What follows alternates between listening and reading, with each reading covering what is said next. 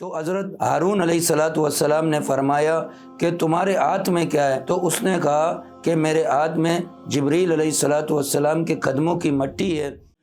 مفتی سرفراز احمد کے مزید بیانات سننے کے لیے ہمارے چینل کو سبسکرائب کریں۔ نحمدہ و نصلی علی رسول الکریم۔ جب اللہ تبارک و تعالی نے موسیٰ علیہ الصلوۃ والسلام اور اس کے لشکر کو یعنی اسرائیلیوں کو سمندر سے پار کرایا تو اسرائیلی حضرت موسیٰ علیہ الصلوۃ والسلام کے ساتھ تھے۔ فرعون کو اللہ نے غرق کر دیا، دریا میں ڈوب گیا فرعون، تو فرعون کی ہلاکت واضح ہو گئی۔ تو حضرت موسیٰ علیہ الصلوۃ والسلام اسرائیلیوں کے ساتھ جا رہے تھے تو ایک مقام میں ان اسرائیلیوں نے دیکھا کہ کچھ لوگ گائے کی عبادت کر رہے ہیں، گائے کی پرستش کر رہے ہیں۔ تو انہوں نے کہا کہ یہ اس گائے کی عبادت کر رہے ہیں، تو موسیٰ علیہ السلام سے عرض کیا کہ ہم بھی کسی یعنی ایسے بچڑے کی عبادت کریں۔ تو حضرت موسیٰ علیہ الصلوۃ والسلام نے ان سے فرمایا کہ اللہ نے تم پر اتنے احسانات کیے، تمہیں فرعون سے نجات دی، تم پر اتنے بڑے کرم کیے، اس کے باوجود تم پھر بھی اسی گائے کی پرستش میں لگے ہوئے ہو۔ تو بہرحال حضرت موسیٰ علیہ الصلوۃ والسلام انہیں لے گئے، ایک مقام پر ٹھہرایا، کہا کہ میں کوہ طور میں جاتا ہوں، اللہ سے ہم کلام ہوں گا اور جو حکم آئے گا وہ میں تمہارے پاس لے آؤں گا۔ تو 30 دن کا کہا حضرت موسیٰ علیہ الصلوۃ والسلام نے کہ 30 دن میں وہاں جاؤں گا، اور 30 دن کے لیے جب گئے تو حضرت موسیٰ علیہ السلام روزے کی حالت میں تھے، یعنی روزہ رکھا ہوا تھا۔ تو 30 دن کے بعد حضرت موسیٰ علیہ الصلوۃ والسلام کوہ طور میں گئے اللہ سے ہم کلام ہونے کے لیے، لیکن ہم کلام ہونے سے پہلے حضرت موسیٰ علیہ السلام نے یہ محسوس کیا کہ میرے منہ میں بدبو ہوگی۔ اس کی وجہ یہ کہ میں روزے کی حالت میں تھا، تو روزے کی حالت میں منہ میں بدبو ہوگی، اب رب سے کلام کرنا ہے، تو اس صورت میں میں اپنے منہ کو صاف کر دوں۔ پہاڑی گھاس لیا اور مسواک کی طرح اس سے اپنا منہ صاف کر دیا۔ اب 30 دن گزرے، اللہ سے ہم کلام ہونا تھا، تو اللہ تبارک و تعالیٰ نے ارشاد فرمایا، اے موسیٰ تو روزے کی حالت میں تھا تو تو نے افطار کیوں کیا؟ حالانکہ اس سے روزہ تو نہیں ٹوٹتا۔ اللہ تبارک و تعالیٰ نے یہ فرمایا کہ روزے دار کی منہ کی بدبو مجھے مشک سے زیادہ پسندیدہ ہے، تو نے کیوں یہ مسواک کیا؟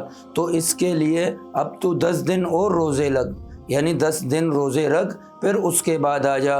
تو حضرت موسیٰ علیہ الصلوۃ والسلام نے اور 10 روزے رکھے۔ اب وہاں پر جو حضرت ہارون علیہ الصلوۃ والسلام اس قوم کے نائب بنایا ہوا تھا حضرت موسیٰ نے، تو وہاں پر حضرت ہارون علیہ الصلوۃ والسلام نے یہ اعلان کیا، جن کے پاس فرعون کے خزانے عاریتاً یا ودیتاً انہوں نے لیے ہوئے ہیں، یعنی زیورات وغیرہ، تو ان کو ایک گڑھے میں ڈال دو، جمع کر دو۔ اگر تمہارے وہاں پر کچھ رہ گئے تو ان کو چھوڑ دو، تم یہ نہ سمجھو کہ ہمارے کچھ وہاں پر رہ گئے اور ان کے ہمارے ہاتھ میں آ گئے، یہ ان کا بدلہ ہوگا، ایسا نہیں، بلکہ تم انہیں اس گڑھے میں ڈال دو تاکہ میں ان کو جلا دوں، ان کا جو مال تمہارے پاس ہے اسے جمع کر دو۔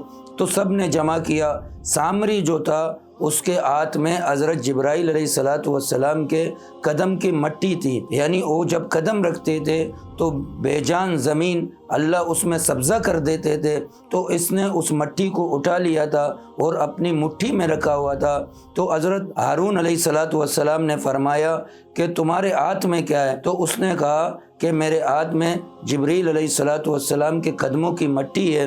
تو کہا کہ تم اس مٹی کو بھی ڈال دو، یعنی اس گڑھے میں اسے جلا دیا جائے۔ تو سامری نے کہا کہ میں ایک شرط میں ڈالوں گا کہ تو یہ دعا کر اللہ سے کہ جو میرا مقصد ہے وہ پورا ہو جائے۔ تو حضرت ہارون علیہ الصلوۃ والسلام نے فرمایا ٹھیک ہے، میں تیرے لیے دعا کروں گا۔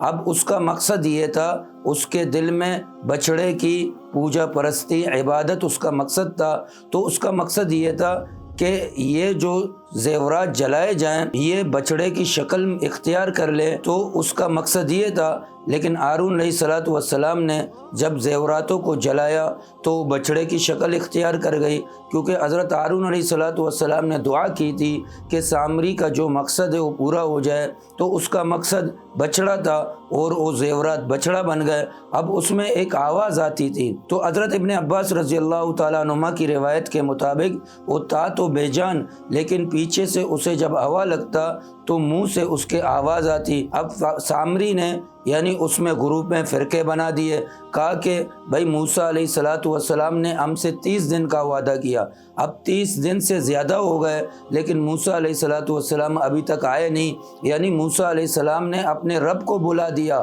اب وہ رب کی تلاش میں لگے ہوئے ہیں، تو بہرحال رب یہی ہے، یہی بچڑا ہے۔ وآخر دعوانا الحمدللہ رب العالمین۔ مفتی سرفراز احمد کے مزید بیانات سننے کے لیے ہمارے چینل کو سبسکرائب کریں۔